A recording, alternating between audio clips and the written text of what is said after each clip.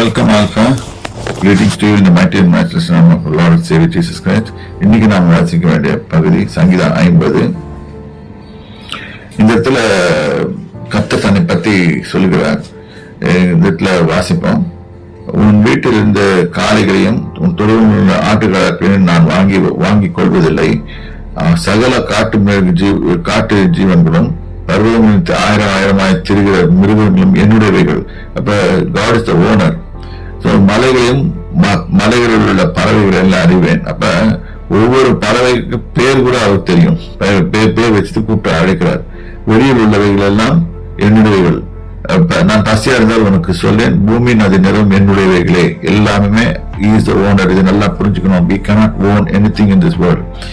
So இன்னொரு நம்மளுக்கு துன்பம் வர நேரத்தில் நம்ம என்ன செய்யலாம்னா, நீ தேவனுக்கு ஸ்தோத்திர பலியிட்டு உன்னதமானவருக்கு உன் பொருத்தனைகளை செலுத்தி ஆபத்து நாட்களிலே என்னை நோக்கி கூப்பிடு, நான் உன்னை விடுவிப்பேன், நீ என்னை மேன்மைப்படுத்துவாய் என்று இப்படிதான் வேதம் சொல்லுவது. இப்ப நமக்கு ஒரு பிரச்சனையும் வரும்போது நம்ம என்ன செய்யணும் கேட்டா, நமக்கு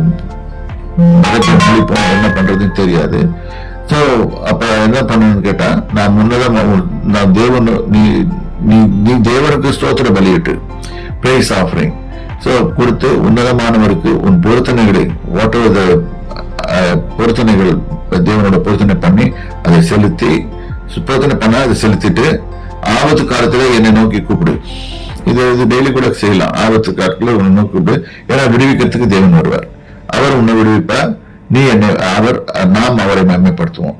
இது நம்ம கற்றுக்கொள்ள வேண்டிய பாடங்கள். இந்த பாடத்தை நம்ம ஞானமா எடுத்து செய்து ஒவ்வொரு தோல்வியான காரியத்திலையும் நம்மளை அஃபெக்ட் பண்ற காரியத்திலையும் நம்ம வெற்றியா ஜீவிக்கிறதுக்கு இது உதவும். கர்த்தருடைய நாமத்தில் வாழ்த்துகிறேன். கர்த்தர் உங்களை ஆசீர்வதிப்பாருங்க.